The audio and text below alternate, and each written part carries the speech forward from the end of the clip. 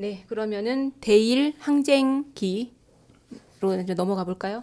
저희가 우리 흔히 이제 2차 세계대전 하면은 나치에 의해서 학살된 유대인을 보통 이제 많이 이렇게 동서양 막론하고 얘기를 많이 하고 제일 먼저 떠올리잖아요. 그런데 유대인이 600만 명이 학살되었다고 합니다. 그런데 우리는 더 많이 희생되었다고 들었는데요. 네. 우리 전 독립기념관장인 김상훈 관장님께서 뭐 이렇게 독립운동가들의 평전도 굉장히 많이 쓰시는 분이고요. 그래서 이분이 이제 정리를 하신 게 있습니다. 일제는 조선을 얼마나 망쳤을까라고 하는 책이 있는데 여기에서 일제의 잔혹사 70년의 기록이라고 이렇게 또 소제목이 이렇게 달려 있습니다. 여기에 보면 어떻게 보면 이제 강화도 조약 이후부터 학살과 침탈이 이루어졌는데 그 기간을 한 70여 년 정도로 이렇게 보고 있고요. 이 70여 년 동안에 끊이지 않고 이러한 학살과 그리고 침탈이 자행이 됐는데 이 기간 동안에 무고하게 희생되거나 침략 전쟁에 동원된 조선인은 어림잡아 800만 명에 이른다라고 하는 그런 기록이 있습니다. 그걸 이제 구체적으로 보자면은 뭐 500만 명 정도가 목숨을 빼앗겼고 또 1천여만 명이 중경상을 입고 또 300여만 명이 각종 징용, 징병, 요즘 많이 나오죠. 강제 징병, 그다음에 노력동원, 학병, 그다음에 위안부 등으로 끌려갔다라고 하는 것이죠. 그런 것들이 다 합하면은 사실 한 뭐 1,000만이 넘는다라고 이제 얘기하고 있는 내용이죠. 1,000만이면 당시 인구 절반 아닙니까? 그러니까 이게 70년 동안 이루어진 거니까 네. 그만큼 누적된 거니까. 그렇죠. 네. 장시간에 걸쳐서 그 정도의 우리가 이 인명 피해를 입었다는 거죠. 거기다 이 독립하자마자 바로 또 이 남북 전쟁이 터지면서 거기서 또 수백만이 또 죽고 다치잖아요. 그러니까 이게 우리가 6.25도 결국은 일본 놈들의 어떤 이 우리나라를 식민 지배한 그 영향이라고 봐야겠죠. 저희 살아남은 게 용하네요. 그러니까 멸족하지 않은 게 정말 신기할 정도입니다. 진짜.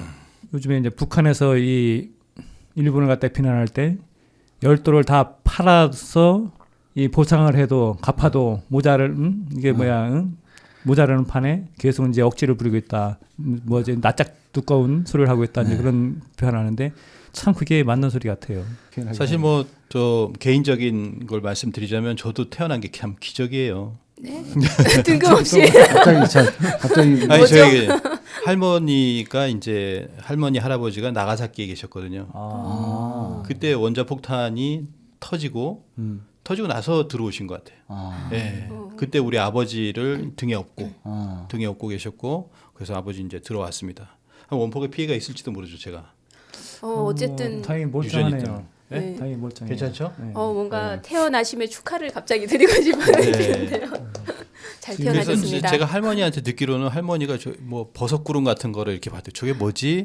라고 하는 그런 어떤 그 실물로 봤으면 진짜. 예. 그리고 그래도, 나서 뭐 기차라든지 이런 데 사람들 쓰러져 있는 모습도 보고 그리고 이제 아마 탈출하신 것 같습니다. 그래도 다행히 멀리서 그걸 보신 모양이네.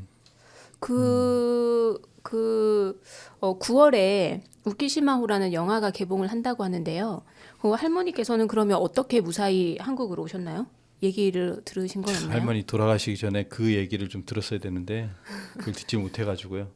어쨌든 그때 뭐 해방 이후에 들어온 게 뭐 그 배로만 들어온 것은 아니니까 다행스럽게도 그 우키시마호를 타진 않으신 것 같아요. 예. 또 이따가 뭐 좀 다뤄볼 텐데. 네, 우기시마는 일반적으로는 알고 있기로 그때 징용됐던 사람들이었으니까 또 광복 후에 네네. 이제 뭐 돌려보낸다고 선심 쓰는 척하면서 뭐 아예 몰살시키는 그런 거 이 끔찍한 사건인데. 그러니까 그 이전에 뭐 일본으로 넘어간 분들은 제가 또 오사카 가서 또 동포들한테 좀 물어보니까 1920년대 이후에 배가 이제 오사카로 가는 배가 생겼고 그래서 그쪽으로 이제 진출한 분들도 있지만 또 궁극의 또 마지막에는 또 제주도의 4.3 사건을 통해 가지고 그때 도망 나온 사람들이 또 수만 명 도망을 나옵니다. 그래서 그때 이제 탈출 많이 했죠. 오사카나 이런 쪽으로 숨어들어서 거기 가보면 오사카의 한인들의 반 정도는 제주도 네. 분들인 것 같아요. 하루방 이렇게 있고 가게 앞에 그런 분들이 굉장히 많아서 이제 그런 것들도 굉장히 안타까운 면들도 있습니다. 그렇죠. 네. 4.3 사건 같은 우리 그러니까 현대 사회의 그것도 비극이죠. 그게 지금 여태까지 지금 최근 노무현 정부 들어서기 전까지는 아예 언급조차도 안 됐던 걸로 기억하거든요. 혹시 뭐 언급된다 하더라도 그건 반란 사건으로 취급됐지. 그러니까 공산당의 그 이 반란 사건, 네. 그렇지. 이승만 정부에 의한 양민 학살 사건이라는 거는 우리가 생각을 전혀 못했죠. 네. 4.3 사건은 나중에 뭐 다룰 기회가 우리한테 있을까 잘 역사이다니까 또 있을까 모르겠습니다만은 제일 비극이 그때 거기에 부역한 사람이 있고 학살당한 사람들이 있잖아요. 그렇죠. 다 서로 옆집이라는 거. 내 아버지 죽인 사람이 옆집에 살아. 다 떡져가지고 이제 와서 어떻게 할 방법이 없어. 그러니까 이제 서로가 서로를 죽이게 되는. 네. 그러니까 일본 놈들 때문에 이게 결국 그것도 일본 놈들 때문인 거죠. 결국 그게 그 비극이 일본 놈들이 우리를 식민지화하지 않았으면 우리가 이런 비극이 일어날 일이 없었고. 당시 이제 뭐 사상에 대한 것들로 이제 남북이 갈리게 되는데 그 배경이 독립운동을 하려고 하다 보니 거기서 이제 사상적 한계로서 그 노선이 두 개가 됐던 거죠. 그렇죠. 그리고 당시에 이제 이 우리가 알아야 될 게 뭐냐면은 이 북한에서 기독교가 탄압을 받았다고 하는데 솔직히 김일성은 기독교 이렇게 뭐 원수처럼 여기는 사람이 아니에요. 그 아버지가 기독교인이라는 얘기가 있어요. 목사급이라는 얘기가 있어요. 그 김일성의 아버지가. 그래서 인망이 넓어서 뭐 이렇게 그 김일성이가 그 덕으로다가 뭐 이렇게 권력을 잡을 수 있는 건 하나의 계기가 됐다는 얘기도 있고. 그런데 가장 중요한 건 뭐냐면은 이 북한에 있던 이 기독교인들이 전부 이 신사참배를 하고, 그러니까 어떻게 보면 배교 행위를 한 거죠. 그들 입장에서는. 그러니까 그러다 보니까 이게 공산화되면서 어떻게 돼요? 친일을 했잖아요, 이 사람들이. 이 기독교인들이. 네. 그러니까 이 김일성이 권력을 잡으면서 이게 친일 청산을 하잖아요. 친일 청산할 때 이 기독교인들도 역시 청산 대상이 된 거죠. 그러니까 이 사람들이 대거 그러니까 이 월남을 해요. 살려고 내려와서 자기들은 친일 경력이 있잖아요. 그러니까 남한에 와서 그걸 세탁을 해야죠. 그러니까 이승만 정부가 어떻게 됐어요? 친일 독립 친일 청산 위원회인가? 반민특위를 해산시키면서 친일파들을 대거 기용을 하죠. 심지어 기독교라는데. 네, 그러니까요.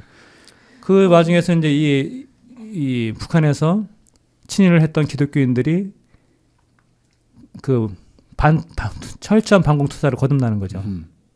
한마디로 이 탈색을 하는 거죠. 탈색을. 완전히 이제 다른 사람으로 태어난 거군요. 그렇게. 그러면서 이제 이 독립운동을 했던 사람들이라든가 아니면 뭔가 이제 좌익계통 그 사람들 갖다 그 앞장서 탄압을 하죠. 거기에 이제 서북청년단이라는 얘기 많이 들어봤죠. 이 민간 그 단체인데 결국 4.3 사태도 그렇죠. 다 이제 거기 연장선이 다 있어요. 이게. 그러니까 친일과 일제 식민의 이거는 우리 현대 사회까지 그대로 연장선으로 이어졌다는 거죠.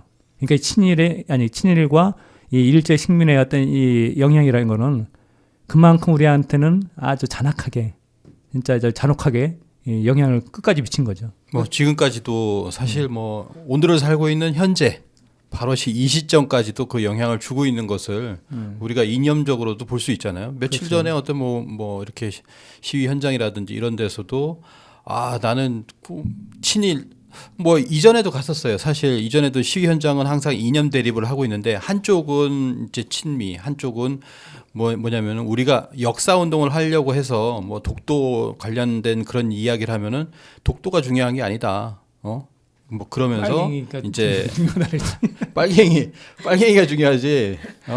독도가 중요한 게 아니야. 뭐 이런 얘기를 합니다. 제가 제 개인 채널도 있는데 거기서 이야기 듣듯이 지금 작금의 사태로 인해서 누가 친일파고 누가 친일 정치인이고 누가 친일 기업이고 누가 친일 지식인인가라는 게 막 드러나고 있는 시기인 것 같아요. 그러니까 특히 이제 기독교 일부 개신교 목사들이 아주 친일을 아예 그냥 커밍아웃을 선언하는 게 많죠. 결국 그 일제 시대 때 친일했던 거기서 후회인가 모르겠어요. 그 사람들 도대체가 가끔 이제 그 이 뉴스보다 이제 열받는 게 과연 이 독립된 이 나라에서 그리고 그 청산돼야 할 그 이 것들이 다시 살아나가지고 제 생각에는 그런 것 같아요. 만약 그때 자기 아버지나 조상들이 그 친일을 안 했더라도 지금 대한민국 봐서는 아직도 완전히 식민지 같고 정치, 경제, 사상적으로, 문화적으로 막 아직 그 휘둘리고 있는 것 같으니까 그러니까 그때 제 시기 때 친일했던 사람들은 지금 다 재벌 레벨에 들어가 있지 않습니까? 그렇죠. 그러니까 지금이라도 늦지 않았다.